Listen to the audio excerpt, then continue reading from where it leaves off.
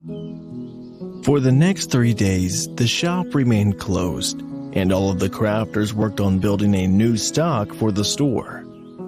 A few times a day, locals would come to sit on the benches along the wall, letting the magic of the altar in the backyard heal them of whatever illness they had contracted. As the shop was closed, it would be rude of them to simply walk around the back of the house to find the source of the magic. But it was commonly known that if you were unwell and went to sit in the yard, you would be healed. On the second afternoon, Lotus went to the market square in the Redwood Sprawl and spent the afternoon as a healing tree while Tessa cooked a free meal for the needy and a group of city guards watched over them. The guards had learned that anywhere in the Darklight Host property was just as good for the healing effect. So, if they stepped inside the gate and out of sight during the lunch break of their shift, it would eliminate all the sore and stiff muscles that they had accumulated. Soon, the guard commanders would stop them from doing it while on duty. But for now, they could at least get a refreshing break while they were stationed at the gate.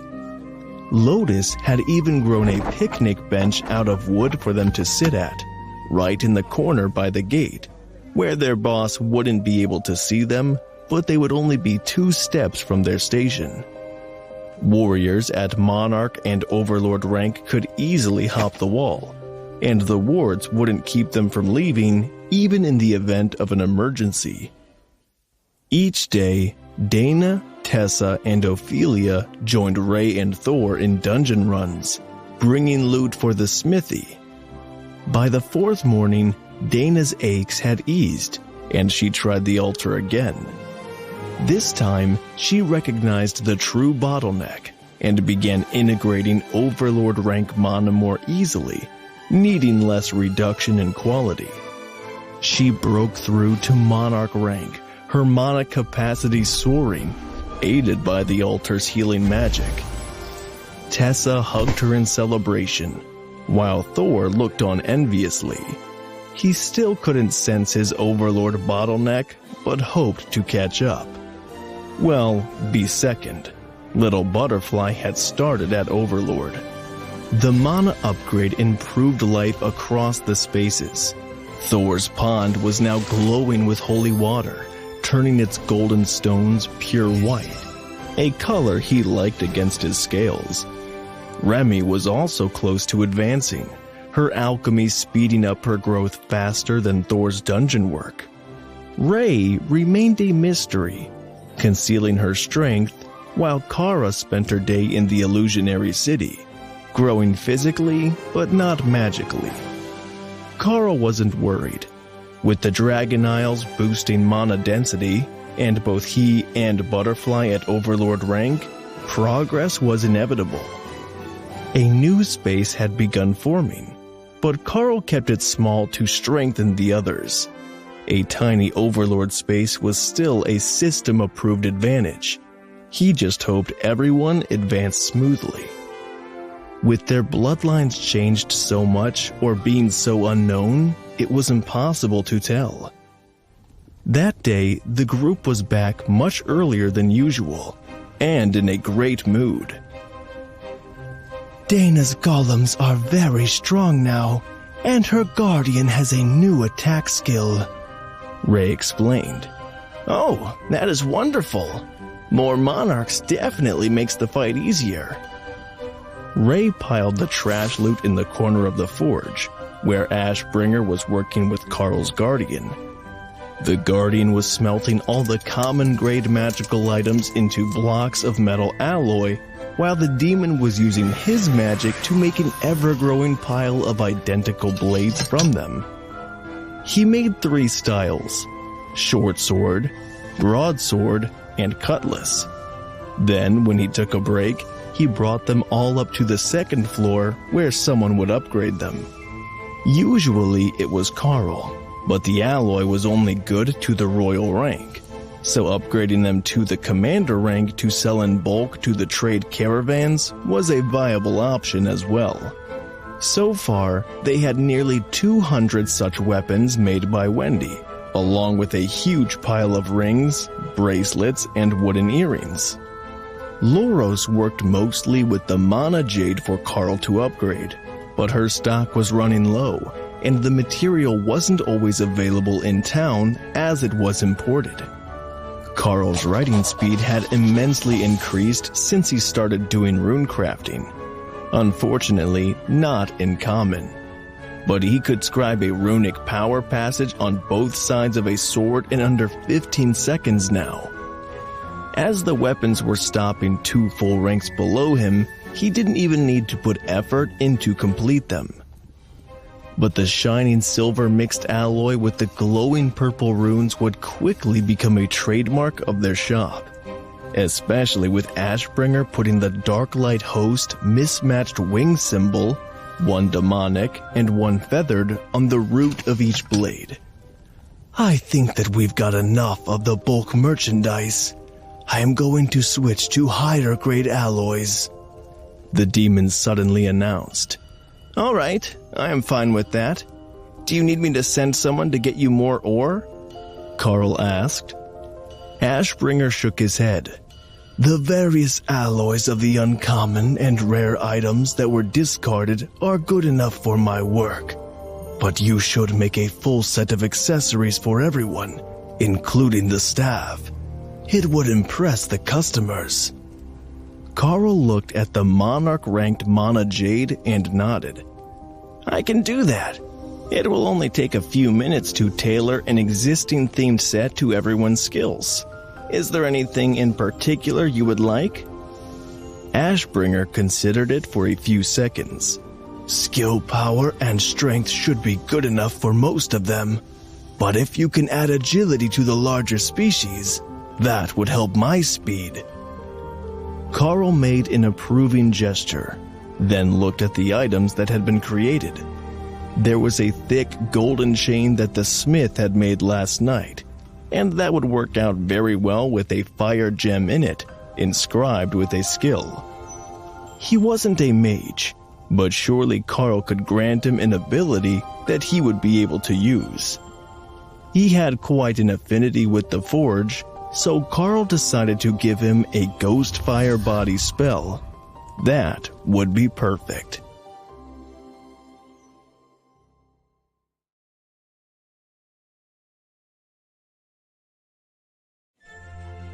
That night, Carl stared at the pile of jewelry in his storage as everyone gathered for dinner. The kitchen staff set out the meals, then joined them at the table. That was Carl's cue to start his presentation. I have made a set of jewels for everyone on the team. I would say matching, but all they have in common is their materials. Starting at the end on my left, we have all 3 abbeys. For you, I have opted not to make rings, as you would have to take them off to work anyhow. Instead, I made bracelets that you can tuck under your clothes, earrings, and an amulet. All of them have skill power, reduced energy cost, and stamina regeneration on them. He passed over the bags, then moved to Mick and Davis. For the front of the house, I made 2 rings, 2 bracelets, and an amulet. I know how Davis feels about earrings. The fallen angel laughed. He always kept his hair pulled back because he hated the feeling of anyone touching his ears. Similar to the others, they have skill power and reduced energy cost, but they also have increased strength on them, which will help you both while moving goods at work and if you are attacked. You're both capable enough of defending yourselves. Then, Loros and Wendy. This set is identical to the set for the kitchen staff. I know that you like to work far too many hours a day, so the stamina regeneration in place of strength seemed like the best option. Now, Ashbringer, I have a different item for you, as your powers are at the point where a little more skill power won't make a huge difference in your work. So, I have made you similar rings with this necklace. The Fire Elemental gem is inscribed with the Ghost Fire Body skill. The big demon actually teared up a little as he took the bag and put the necklace on. His hair went from red to blue flames, and his eyes flickered to a striking azure, the color of tropical seas. Before Carl continued, he transferred the recall skill to everyone in the room, then gave teleport to Dana and Ray, who were the only ones that could use it. For the ladies, we have more practical items. Lotus, all of your items have lowered energy cost, increased healing, and increased agility with mana storage. I heard how you keep trying to catch the wild Nekomata in town and failing. Lotus giggled as she took the bag and winked at him. I will catch one soon. Ophelia, I have put skill damage, strength, and life on hit on all of these for you. And you have no idea how hard it was to get life on hit to work on a ring. The berserker chuckled and put on the items, which vanished under the fur of her werebear form. Apparently the transformation hid equipped accessories, so they weren't damaged. Tessa, I thought about going with a layout similar to Lotus, but instead of increased healing, I went with increased skill power. Not as effective as a targeted buff, but more versatile, like the assistance of a red dragon cleric. Tessa equipped the white and red items proudly, while Dana waited impatiently. For Dana, I chose reduced energy cost, increased skill damage, increased skill power, and mana storage, but I made a special amulet.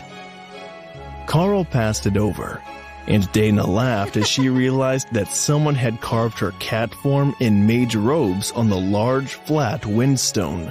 The necklace didn't have any skill buffs at all on it, but what it did have was an immense amount of mana storage and regeneration. Just hanging it around her neck made her skin tingle with the amount of incoming mana. With this item on, she could spam full power skills through an entire battle.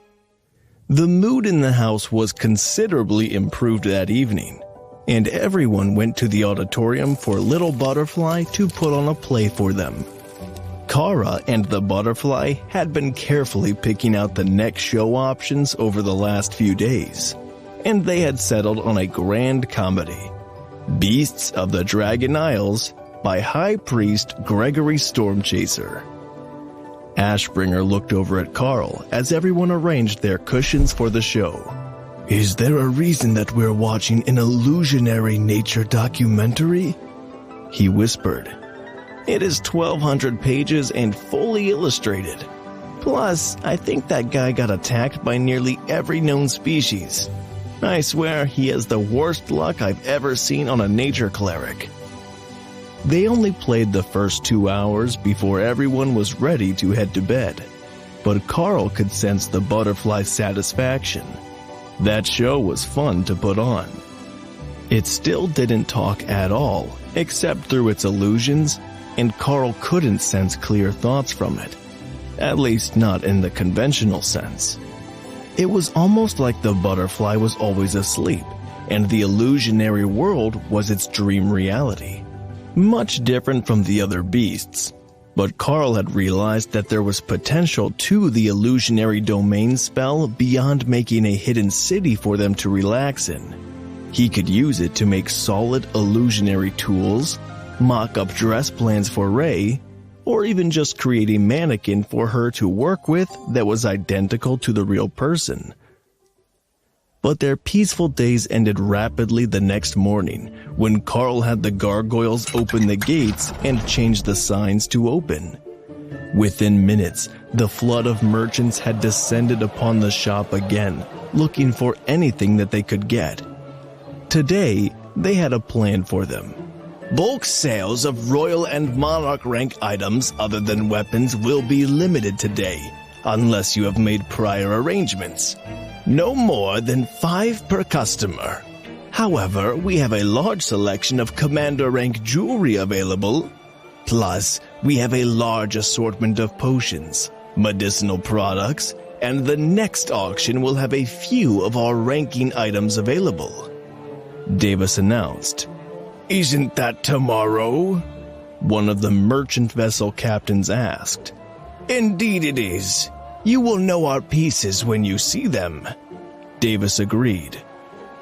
Now, who would like a selection of royal rank blades, all crafted by a grandmaster and artfully upgraded by a true rune master?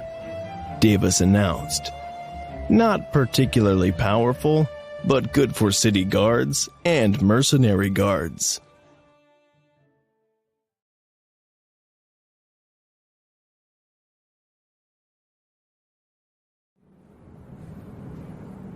Once the store had sold out again, and a new limited stock sign had been made, indicating that they only had whatever leftover jewelry hadn't been chosen by the morning rush and what the team had made that morning, things began to calm down in the shop, and Davis prepared to go home early. He would be off the next day, as Matriarch's Day was a city holiday, and most shops that weren't food or present related would not operate at all. Carl planned to open the shop for a while, but not stock more than the basics, just in case someone needed a last-minute, please get me out of the doghouse gift. From what Carl understood, the day was mostly an exchange of chocolates from the women to their desired men, and then a date night where they would take the lead. Mick could watch the shop for the rest of the day, as most of the items were not high-ticket items, and Davis needed to drop off the latest Overlord rank creation by Carl and Ashbringer at the auction, which started early the next morning. Remy had reserved a few boxes of potions for regular sales, and the girls had put out a dozen wooden rings for both mage and warrior types, but that was about all that was left in the shop for the rest of the day. Those were going quickly to the steady stream of regular customers from the city, especially the potions. Everyone wanted to be at their best for the holiday, so an emergency healing potion as well as a recovery potion were a great insurance measure. Just having them with you could turn a minor disaster into a touching memory.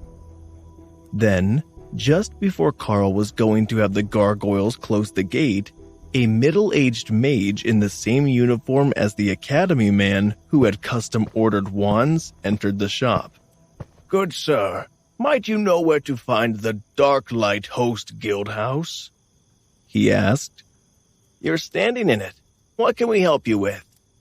Carl replied with a smile that must have shown too much tooth, as the man looked concerned, as he was some sort of partially skeletal monster species, not a demon as far as Carl could tell. Upon closer look, Carl realized that it was actually just a bone protrusion that covered half his face like a mask, with a horn at the top. He wasn't an undead. The governor of Larrard City would like to invite you to the academy to give lessons on rune crafting. You see, we have it as a course, but nobody actually has the skill. So what we can teach students is limited. Carl frowned. My time is rather limited, and I have a lot to do here. Attending an academy hundreds of miles from home for an extended period of time simply isn't feasible. The mage sighed. I was afraid that you would say that. I don't suppose that you would have a skill book to teach the art, would you? Carl shook his head. But I can make one for apprentice runesmithing. That's a primer to the art, and far more people can use it. However, it will take a significant amount of time to create. But Remy had other ideas as she appeared beside him. Didn't your school year just end? Does that mean you're on a break? Why don't you send the teacher here and we can teach them the skill, then they can teach others. Even if it's just introductory, it would be something. They would be able to at least make the items work. She offered. The mage considered that for a few seconds, his eyes flickering left and right as he paid attention to something else, possibly reading system messages. All right, if you can provide introductory skills to our instructors, it would be appreciated. 2 juniors, 1 for armor and 1 for practical applications, will be here in just a moment," he explained. Carl shrugged. "All right. Can you explain the courses? If they're too similar, it would be the same subset skill. You see, the subset skill which I taught my apprentices is runesmithing. That's not the same as a rune priest, a runic alchemist, or a runic architect." Remy did her best not to laugh as Carl started making up classes. Then she realized that if he mixed skills, he probably could make those different specialties with the runes, and the students would be somewhat limited by their initial path. Remy personally tended towards runic alchemist, as she was short on books to discover all the recipes she wanted. So she just imbued something close to what she actually wanted to create with runes, using Carl's runecrafter skill. Just as the beasts could share skills that Carl was compatible with, the opposite was also true. And once he learned the pack affinity skill, it became much easier to share skills from Carl back to herself. Carl just didn't know many skills and spells that didn't come from them. She should tell someone that Ray knows how to teleport. That was probably important information for them to have. But she could remind them of that new function later. They were doing a thing now. "You know runic alchemy? I thought you were just a rune maker," the man asked. Technically, Remy here has mastered runic alchemy. I have no alchemical skills. I am purely a rune master. But she has become quite adept with alchemy and creates potions for our shop," Carl explained. Remy handed the man a potion, and he stared at it in confusion, then cast a spell on it to examine it more closely. "Indeed, it does have clusters of empowered runes in the solution. That is incredible. What is the potion for?" "Reversing receding hairlines," Remy replied happily. The mage looked offended, then intrigued. "Really? Can it reverse receding hairlines? How powerful is it?" Remy shrugged. "Monarch rank. It's not fully tested, though." "How much is this potion?" he asked curiously. "The materials cost 6 silver, so it sells for a gold coin," Remy explained. The man nodded and handed her a coin, then downed the potion. Slowly, hair grew on the top of his head and all over the side of his face not covered by a bone plate, then down his arms. "Wait, was that supposed to happen? I swear it wasn't supposed to add hair in new places, but I don't have any hair to test it on," Remy mused. The mage looked confused, then understanding lit his eyes and he smiled. He took out a small mirror and began to examine himself, lowering his hood and opening his robes to show that he was almost completely furred. "That is magnificent. My species starts out completely furry except our mask bone. But as we age, we lose it until we're completely hairless. I look like a young bone bear again." Carl would have never guessed that the man's species was called Bone Bear, given the hairless state that he arrived in. Remy was pleased with her work, though. "Just don't do anything unethical in dating groups."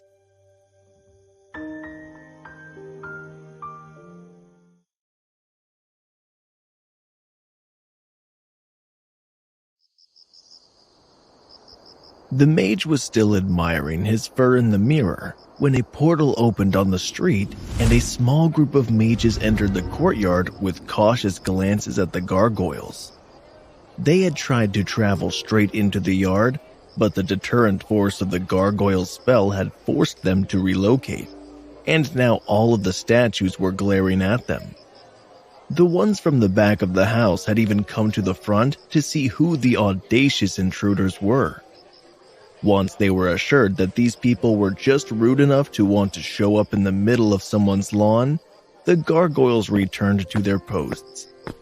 That let the mages relax a little, but left them with profound questions about who had done the enchantments on this guildhouse and their level of paranoia. 12 gargoyles for such a small property was overkill. Even the most contested of noble houses would either have 2 at the gate or 4 on the corners of the roof, so they could watch the whole perimeter. Department Head, who are you? Where is Department Head Nalek? One of the new arrivals asked. I am Nalek, you idiot. Look at my name with your interface. The Naga Queen here produced a new hair regrowth formula so powerful that it works even for a bone bear. But that's not the important part. The Rune Master here is unwilling to travel, but was willing to take teachers as apprentices for the break so that he could teach them the basics of one of the runic arts. Nalek insisted. The 4 new arrivals took down their hoods, revealing long blonde hair and extended pointy ears that could only be elven, or a similar fey species.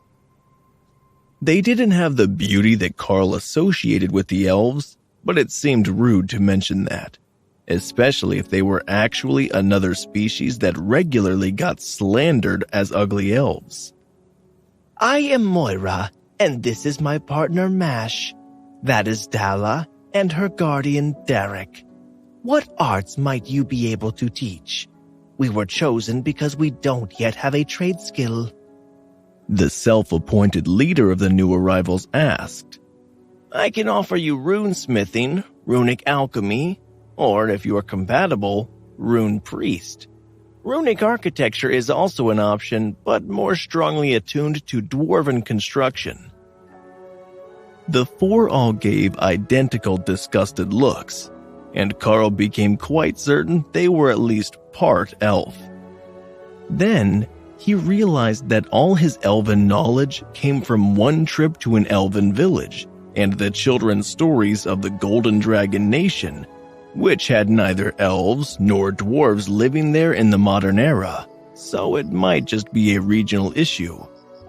Moira and Dala nodded to each other. Then Moira spoke again. I will choose runesmithing, while Dala will take runic alchemy. Carl nodded. And the other 2? Mash and Derek, was it? Dala frowned. They will do what we tell them to do. Ophelia smirked, and Tessa turned away to laugh. That was quite the relationship they had. Or perhaps they had all misunderstood, and it wasn't 4 teachers, but 2 and their assistants? The phrasing of the introduction sounded like they might be married. Mash smiled at Carl and shrugged. I have been Instructor Moira's research partner for over a century now. The same is true for Derek, though he is officially Lady Dala's guardian, appointed by her family. Dala sighed and chose to elaborate. We teach in the Ladies' Academy. There are no male teachers in our faculty.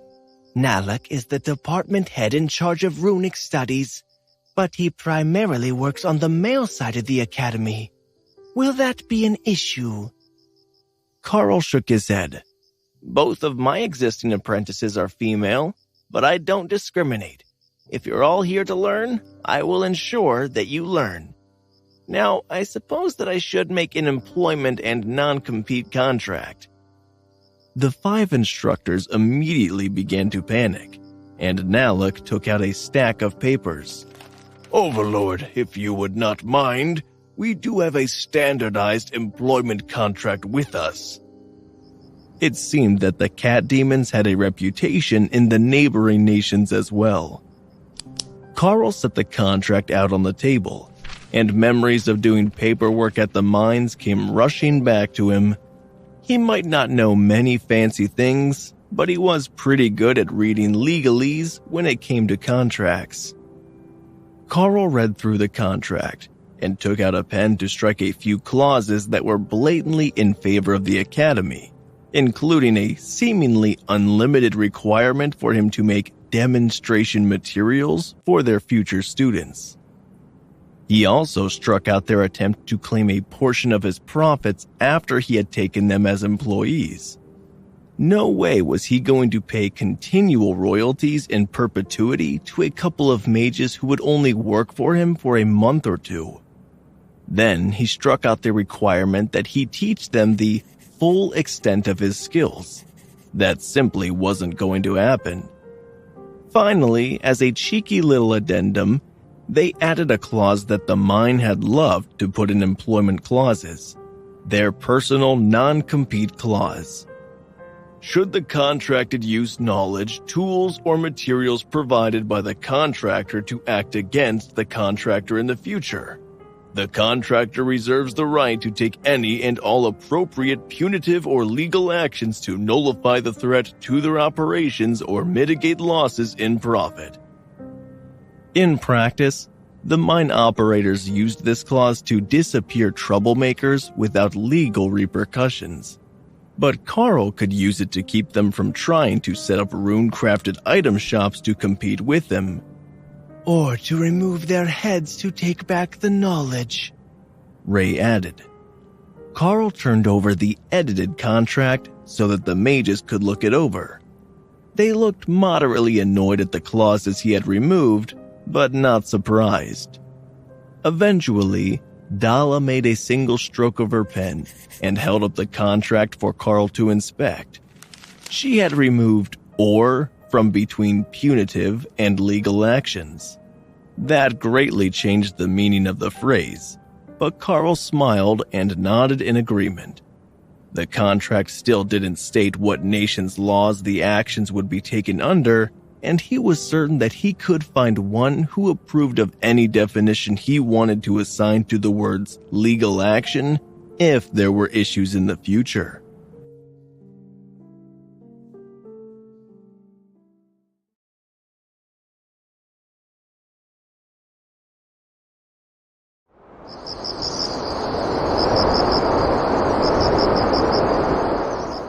The 4 teachers signed the document. Then Carl put his signature on the pages, and the paper altered, removing the struck clauses and adding his own in the same writing as the magical contract took effect. Nalek patted them on the shoulder, then turned to the door. I will open a portal to bring you back 2 days before classes start. Now, I will let you all get to work. Carl examined the mages, who were all monarchs. The academy really went all out this time. I will admit that you are a bit old to be proper apprentices, but you've already spent a lot of time researching your chosen subject. Or at least I hope that you have. Carl began. Derek laughed quietly, and Dala glared at Carl. I honestly don't know how much they expect you to be able to teach me. Carl focused on Remy's alchemy skill and rune crafting, merging them to create a runic alchemy skill. Then he transferred the apprentice runic alchemy skill to the 2 half-elves. They were shocked into silence, so Carl took the opportunity to transfer apprentice runesmithing to the other 2. If everyone was shocked and silent at once, he shouldn't have to repeat himself. Remind me again why I thought it was a good idea to agree to this? Carl whispered to Dana, who laughed at him. I have no idea. Maybe you thought they would send you cute young apprentices?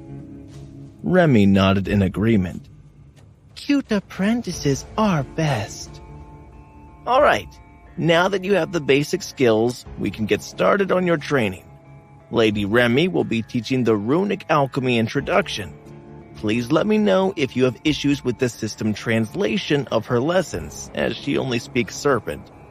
I will take care of the rune smithing lessons for the day, as Overlord Ashbringer has created a wealth of blades for them to learn the basics on. The dungeon trash is good to royal rank, so not to the maximum of your powers. but we can ease you into that as you learn the principles. A huge portion of what Carl knew about enchanting weapons actually came from the Dwarven runecrafting book and not the skill. So, while runecrafting would teach them the language and how the skill worked, the intricacies of compound runes were not included. As researchers, they should understand some of that already. They would have seen it on relics. Ashbringer brought a whole bundle of weapons up to the second floor, and Carl created a floor-to-ceiling chalkboard with earth barrier. Alright, we will start with the 6 most common runic strings that are used, and then we will start on the lesson of compounding. Carl began. Moira sighed and took out a piece of chalk. She wrote a set of runes on the board while Carl watched. See, I know all this, she insisted. You got the stroke order wrong here. Here, here, and here. These 2 runes are missing a stroke, and this one is at the wrong angle. It means a powerful erection, not a powerful skill. Now, while that is a fun rune, it's not what we're hoping for in a weapon, Carl explained. Moira stared at him in shock, and Carl gestured to a blade. If you think I'm lying, go ahead and try. But if you mess it up, you have to help Ashbringer hammer the incorrect inscriptions back out of the blade. That, too, is part of the art of runesmithing. The proud instructor began the work, doing them exactly as she had written them on the board, while Mash watched over her shoulder. Moira smiled smugly as she inserted power into the runes, then gasped in horror as she realized there was an ever-growing bulge in the pants of the man beside her. Carl smirked as he began to speak. Wonderful! You now have a sharp-edged reproductive assistant toy. If you had gotten the runes a bit more correct, it would have a range longer than contact. Mash, if you could move back a step, the effect should fade. Now, are you ready to listen to me and to the knowledge of the language that the skill is inserted into your brain?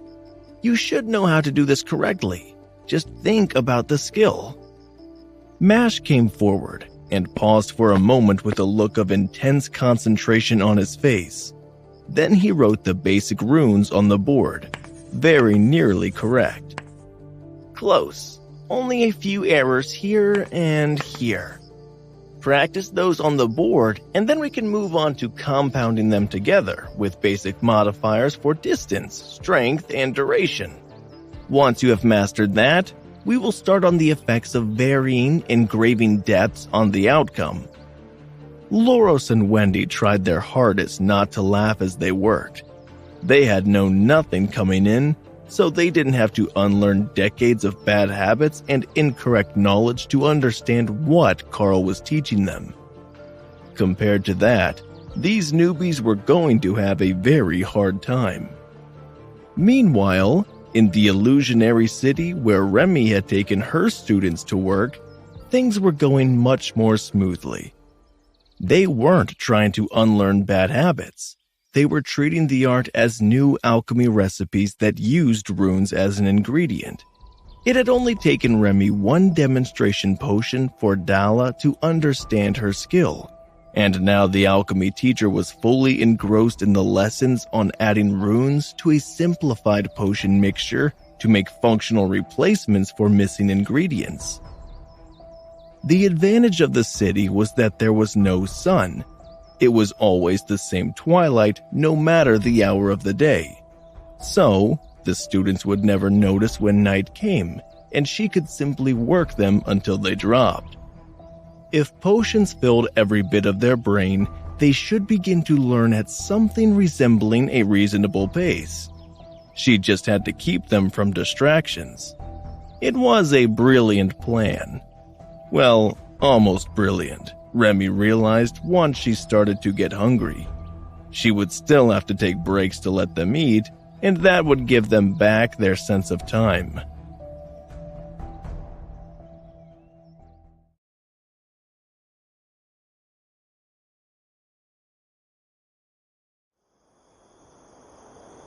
While the teaching did slow down progress, Carl still had enough time to do some work before the end of the shift, and then everyone would be free to do as they liked the next day. Matriarch's Day was one of the biggest holidays in the city of Drod, and everyone slept in, knowing that the shop would be closed for the day. The teachers from the Laird Academy were the first to get motivated, and started right into working on what they had learned the day before, ensuring that it was memorized and that their previous wealth of slightly incorrect knowledge wasn't hindering their future progress. The next was Lotus, and once Lotus was up, everyone was up. Mostly because she went knocking on their doors to see who wanted to come with her to get chocolate. Dana had informed Carl that they had already chosen chocolate gifts for Matriarch's Day during their trips to the dungeon. But now that the day was upon them, the chocolates would be on sale, and the city was decorated for a festival. "Give us 10 minutes," Carl called when he heard Lotus coming to his door. "No, it's time to go," she complained. "We really aren't suitable for going outside right now. Let us shower and we will join you," Carl retorted, while Dana laughed quietly and turned on the shower in the ensuite. Once the shower was over, they both transformed back into bestial form, and Dana picked out a powder blue dress that Ray had made, while Carl went for a black silk shirt, unbuttoned halfway down the chest the way that the casino guards had been. With white pants and pocket squares to contrast with his fur, Carl thought that it looked quite stylish, until Dana took one look at it and laughed. "I keep expecting you to use a sleazy pickup line on me when I see that outfit," she giggled. "Oh, perhaps you would change your mind after a few drinks. You and me, back in my bedroom?" Carl replied in a rumbling drawl that triggered every amorous instinct in Dana's transformed body. "That's cheating. No abusing species triggers. Plus, we're already in your bedroom, and Lotus is waiting for us to get dressed," Dana retorted. "You sound like you're already dressed. I am waiting for you to stop flirting," Lotus shouted through the door. Carl left his outfit unchanged and stepped out to the main room. Lotus took one look at him and looped a large gold chain around his neck, then another one before she nodded in satisfaction. "Now the look is complete." Tessa smirked when she saw Carl with Dana on his arm, but Ophelia gave them an enthusiastic thumbs up. Thor came out of his space in a fancy black and gold suit that Ray had tailored for him, complete with a gold-embroidered cape, which was a bit overkill for a city as warm as Drod.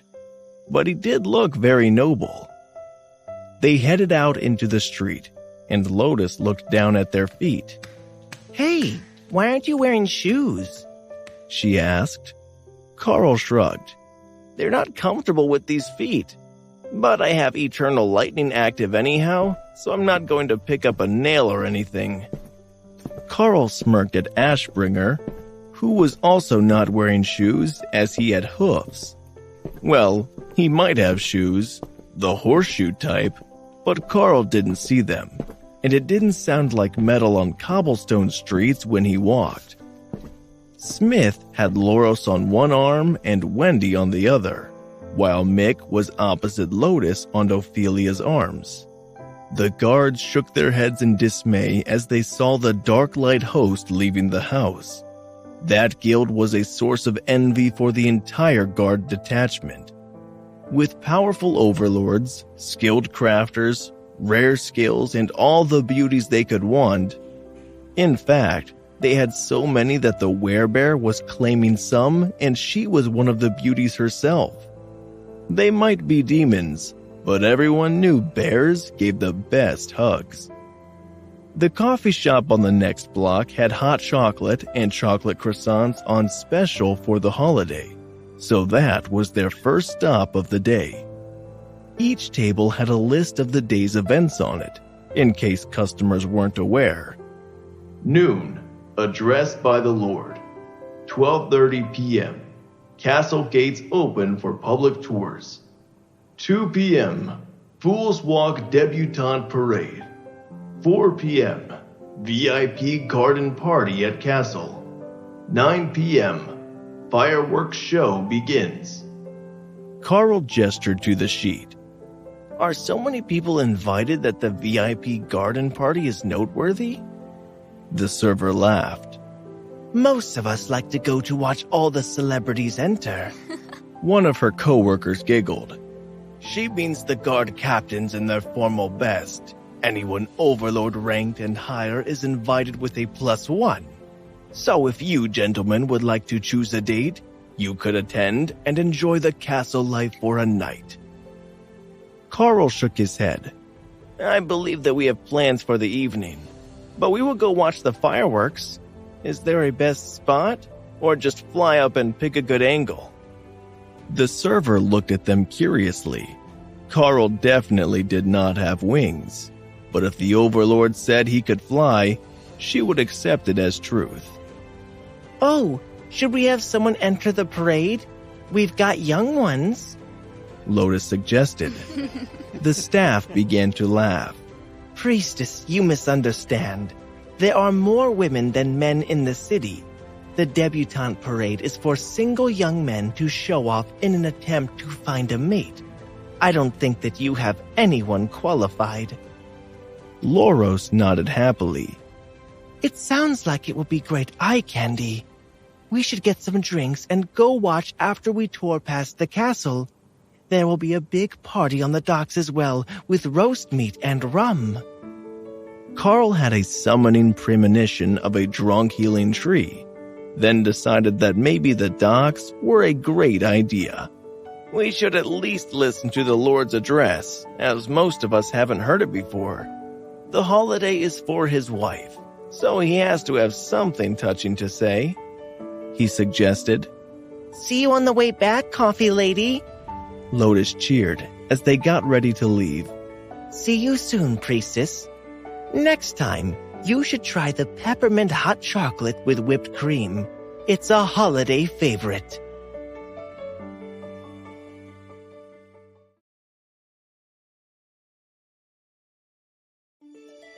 Carl's procession blended in well with the crowd today. Many of the guilds were out in large groups, shopping, dining, or gathering around the castle in preparation for the Lord's speech. They had 10 minutes until it was scheduled to start, but already many of the ranking city officials were gathered on a large balcony facing the main south gate to the castle. Why they had chosen to have the main gates facing the ocean, the most likely invasion point, was a mystery to Carl. But it did make things convenient, as there was a large square with a statue of the founder of the city, a grizzled orcish shaman, whose name had long since been erased from the placard by time. Carl felt the flood of power as the Lord joined the others on the balcony, and he realized that he had greatly underestimated the true might of that demon when he was fighting above the city.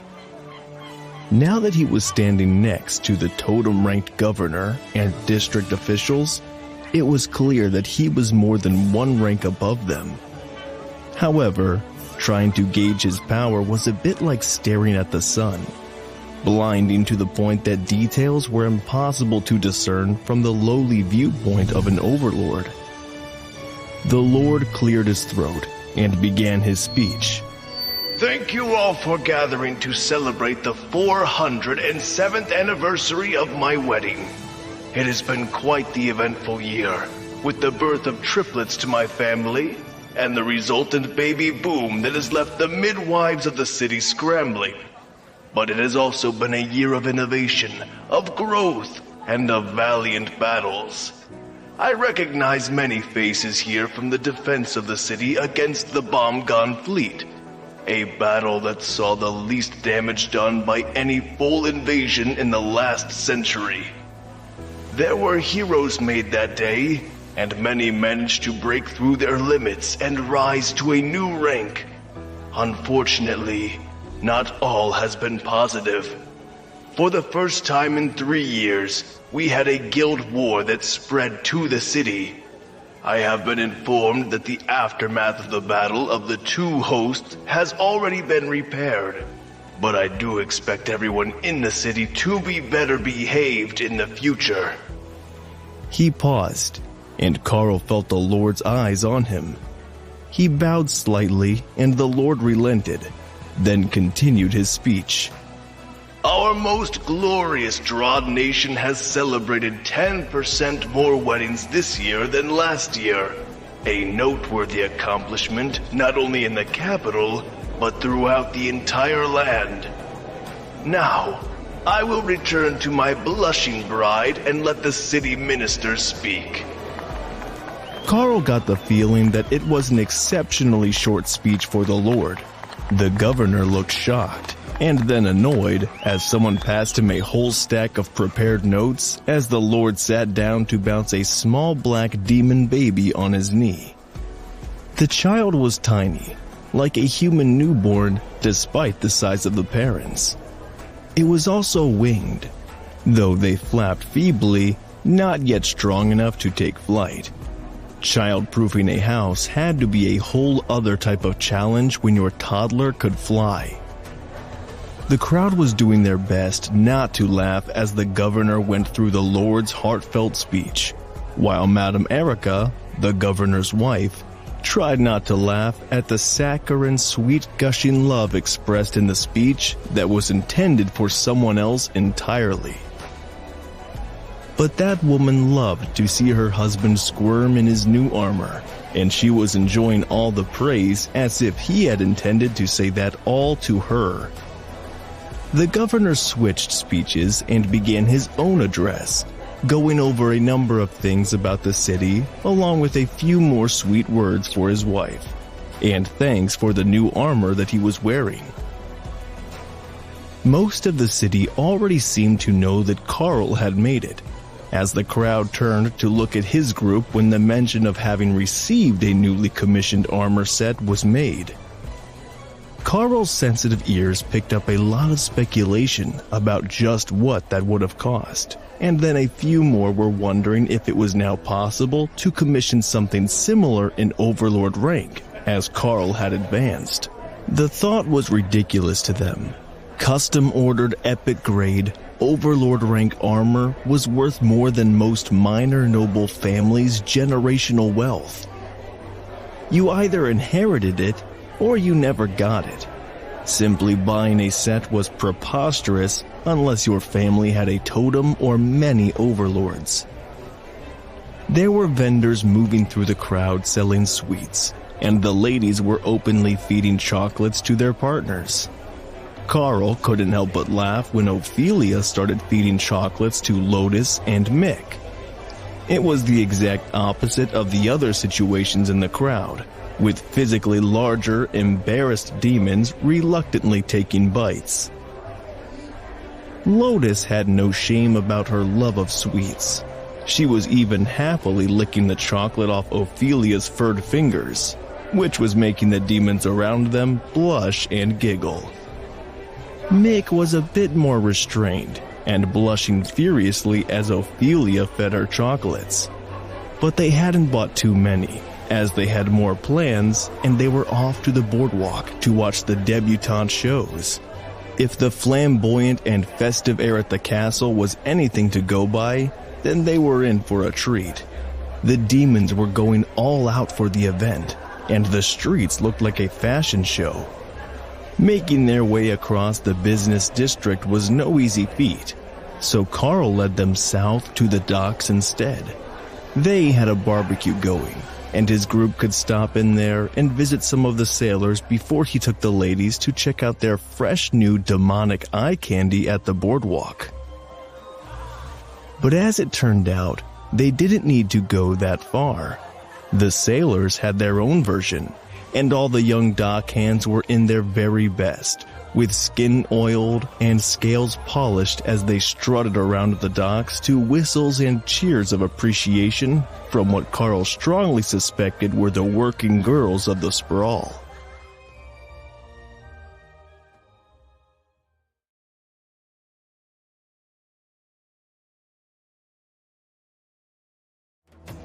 The ladies of Carl's group quickly joined in on the fun and bought up long strings of cheap glass beads to toss around the necks of the young men. There was plentiful rum flowing from kegs at every corner, and Carl led them to a corner where the same smoke pit as during the battle was set up. Butcher, good to see you again.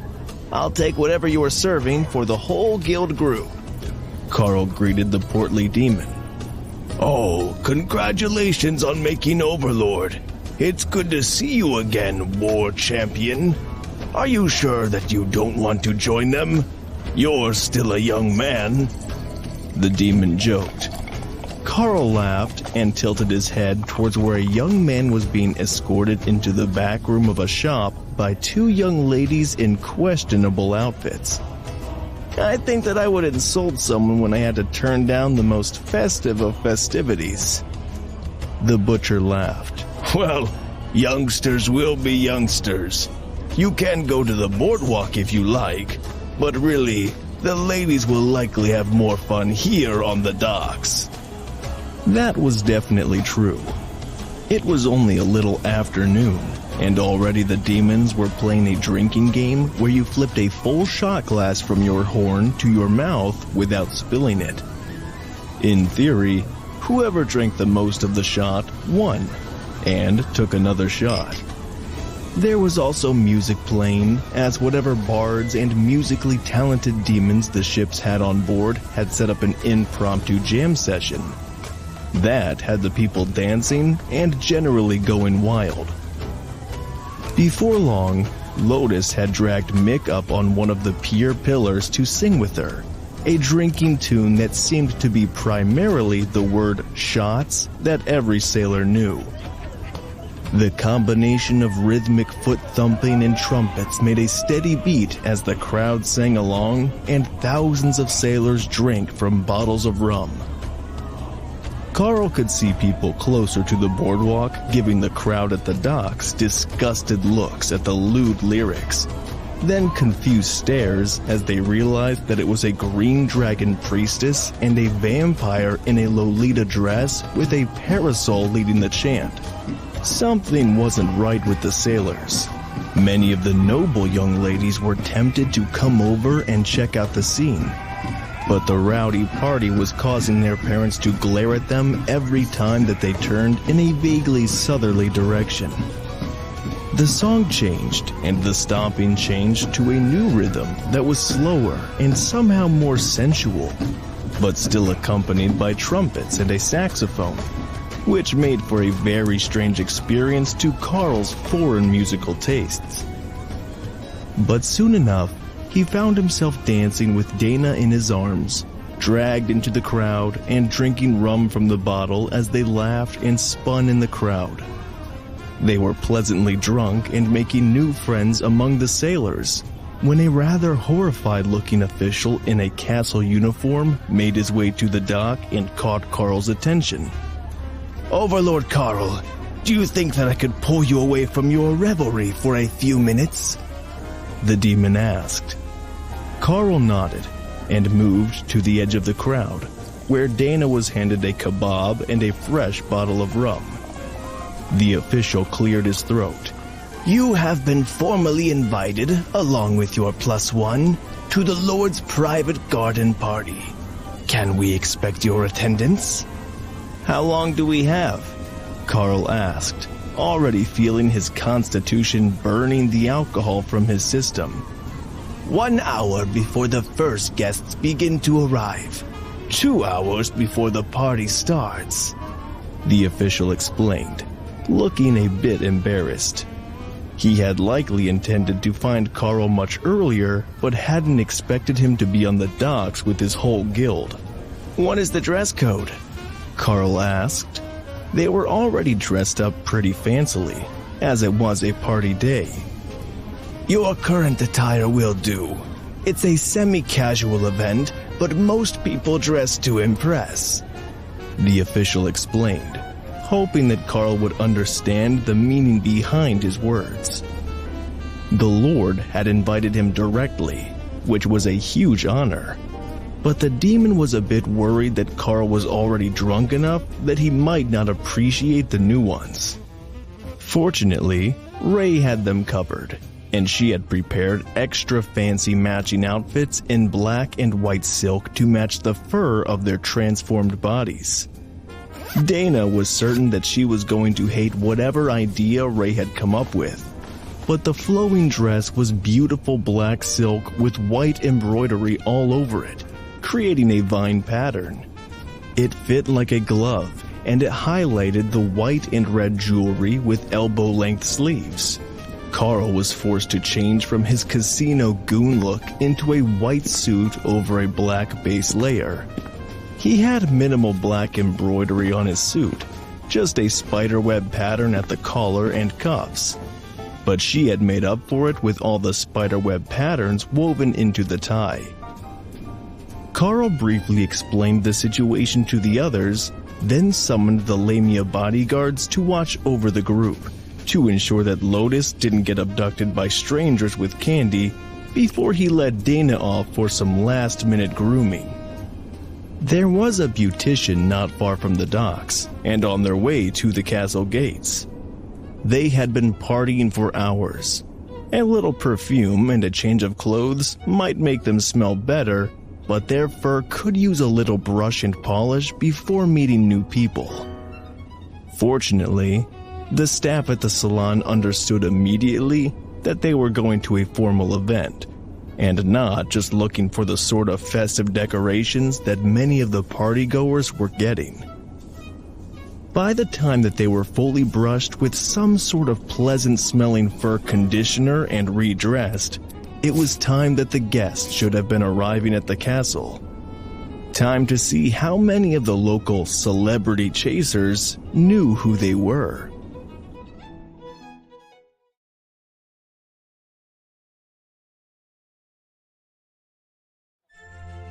There was a short line of VIP guests waiting to get into the castle for the garden party when Carl and Dana arrived. The staff wanted each of them to walk the red carpet as a couple so that the crowd had time to get a good look at them. That slowed progress, but the cheers of the crowd when they recognized someone were deafening. They were all turning on their titles and guild tags, so Carl did the same, and quietly warned Dana to do the same if she could. Carl, Grand War Champion of the Dark Light Host. Dana, Battle Mage of the Dark Light Host.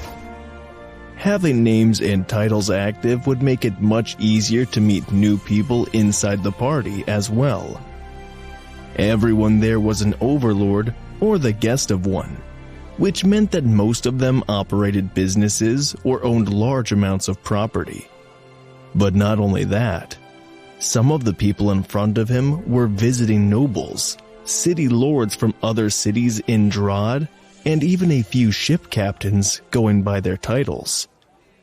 Carl's turn came, and he looped his arm for Dana to take as they casually strolled down the red carpet.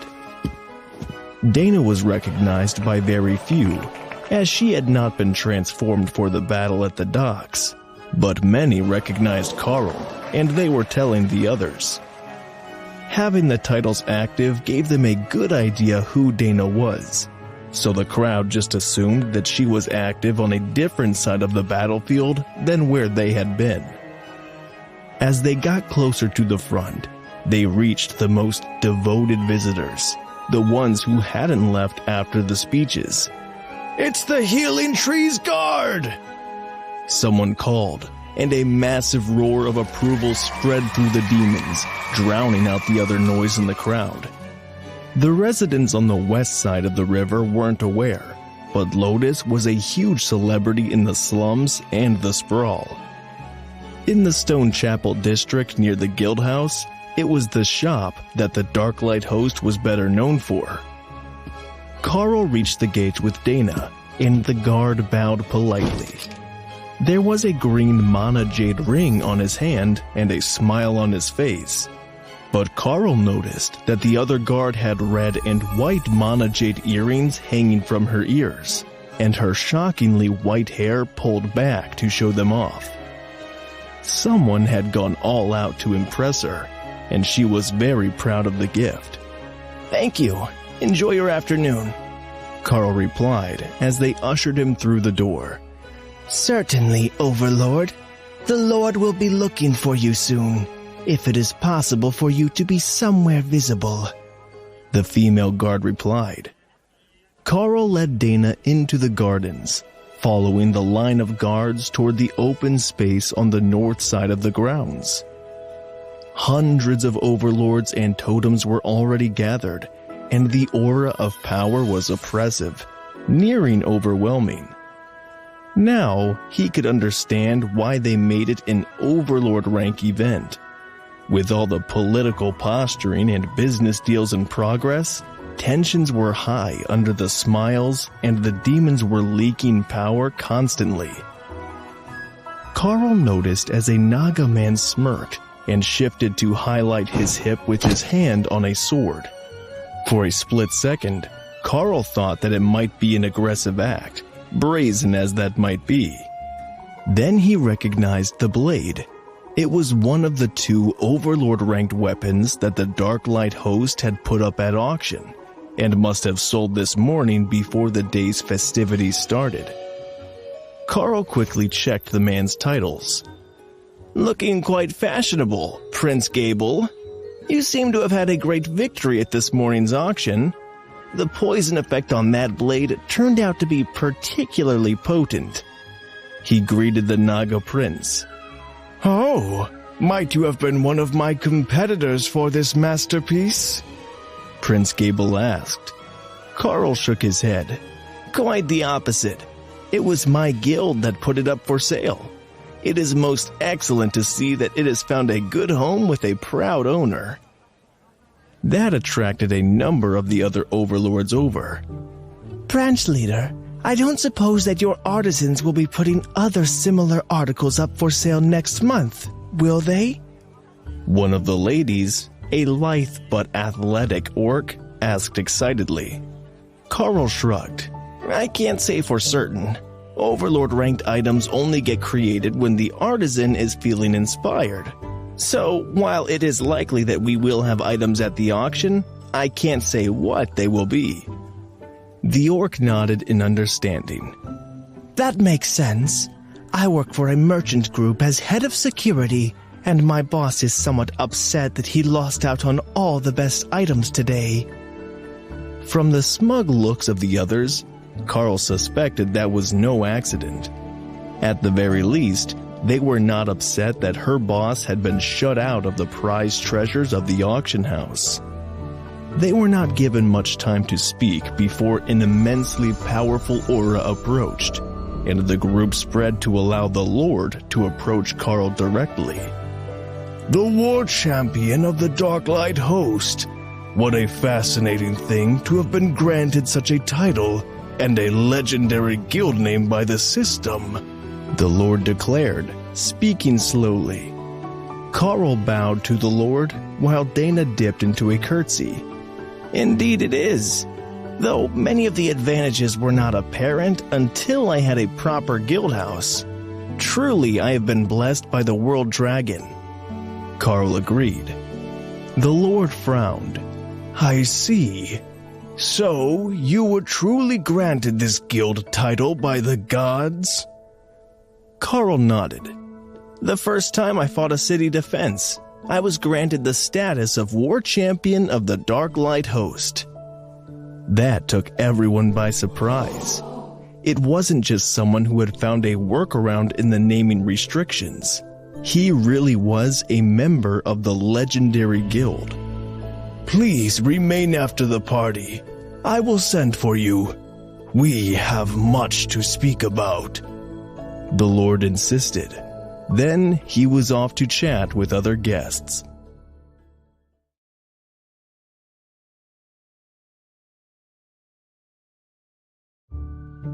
Having been directly addressed by the Lord made Carl and Dana immensely popular at the party, and within minutes, they had met dozens of new people from all over the Dragon Isles. The locals seemed to have mostly retreated, as they could meet him again later. Nobody wanted to make some foreign prince or princess wait to meet the celebrity of the hour, and Carl's popularity also dragged the most obnoxious away from them.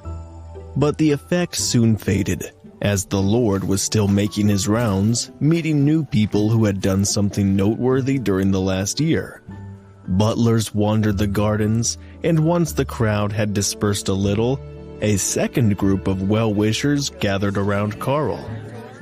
Lord Carl, I don't believe that we have met, but midwife Musa informed us that you were the source of the fertility charm that has been so effective for the local nobility. We have to thank you. An Oni demon woman greeted Carl with a reverent look that put Dana on edge. No need to thank me. I was paid quite well for my services. Congratulations on the upcoming arrivals to your family. Carl replied with a faint smile. The demoness smiled. Yes, it will be good to have children around the house again. I'm afraid all of my others are long since grown and moved out. The downsides of excessive longevity. The man beside her chuckled. It will be somewhat awkward at family gatherings for the next few years, I suspect. Our daughter-in-law and granddaughter are also customers of the midwife. Dana couldn't help but laugh a little at the thought, and the handsome demon smirked at her. Yes, I am certain that it will only get worse once they are teens and getting closer to the triplet prince's choosing year. But that is still a few years in the future, and it's not the first time we've been through this in the last 100 years. The Lord and his wife are quite amorous, even after 4 centuries. That made most of the nearby demons laugh. Every 20 or 30 years, the Lord's wife would begin demanding more children, as she had gone too long without any in her home. Most men would suggest that she volunteer at an orphanage or other place that works with children, but the Lord has preferred to simply give her more of her own. During the 1st century, they had dozens. Then it began to slow down, and many had assumed that would be the end of things. But since then, it has become a reliable event for new royals to be born to every generation. The garden party began to wind down late into the evening, though many couples had left early to enjoy a romantic dinner together, either in the castle or elsewhere. Dana had opted to eat on one of the patios overlooking the garden, where she could see so much of the crowd's social interaction. The dynamics between factions fascinated her, as many of them clearly despised each other, but none of them would dare to start trouble here. The Lord's butler came as they were finishing dessert, and waited to escort them inside for whatever meeting the Lord had required. Carl suspected that it had something to do with the guild war, as Hawk had damaged the city's public property. But that seemed like a small matter, as restitution had been paid and the damage repaired the same day. They were led directly to the Lord's home wing, not to an office, which Carl hoped was a good sign. Nobody wanted to get blood on their carpets with kids in the house. It would end up everywhere. Before the butler could even introduce them, the Lord was motioning for them to take a seat across from him and his wife. Welcome, Overlord Carl, and you must be the one known as the Dana Mage. He greeted them. Dana stared at him in confusion, while Carl laughed quietly to himself. Is that not right? I listened in on the thoughts of the Thunderbird called Hawk, and that was how he referred to you. Never mind. Your name is Dana anyhow, so it's close enough. They probably think we're all clerics because they got their intelligence from Hawk. And he calls everyone brother and sister except for you, Dana and Ophelia. Kara laughed in Carl's mind as the Lord continued. Shortly after you arrived in Drod, I was made aware that you would be coming to my territory, and warned that you were exiled for becoming quite the troublemaker. but it appears that my old friend from the Dragon Church misunderstood your nature. Now, it would have been courteous if they had asked, or perhaps not dropped you in my capital city, but that is an issue between me and the totems of your home continent. I actually called you here today for a much more mundane matter, namely to inform you that I will not tolerate a disruption of trade agreements between Drod and foreign powers. The guards did not stop you because there is no law about selling powerful magical items. However, there are agreements in place about exporting said items that the merchants have been conveniently overlooking. Now, a war over trade would be a significant drain on resources, so I am hoping that we can come to a peaceful agreement that doesn't involve shutting down the most lovely shop near the gates. You have been the talk of the city guard for weeks now, after all. Carl nodded in understanding. The merchants that have been coming once a week to buy out my entire stock. I can understand the concern. If you wish, I would be happy to put a purchase limit on everything, unless there is an approved domestic vendor token I can check. The Lord considered that for a moment. That sounds like a hassle. It is far too easy to forge, steal, or sell such a token. Instead, I propose that the city will bulk purchase everything royal rank and above that you wish to sell, apart from non-combat potions and weapons, which are not regulated as military goods. I will order them to give a fair market price for them, and in exchange, I expect to hear of no more problems from the Dark Light Host Guildhouse. No loading ships up with magical rings and calling pirates to ambush them. No overlord-ranked fire skills used to raze civilian residences to the ground. And if possible, prevent the guards from purchasing mind-altering drugs from the nature cleric while they are on duty. Carl chuckled at that last bit, and Dana looked horrified. The Lord's wife thumped him on the shoulder. We haven't heard that they were, but it's best to put it out there in advance. I am well aware of how the Green Dragon and her disciples are.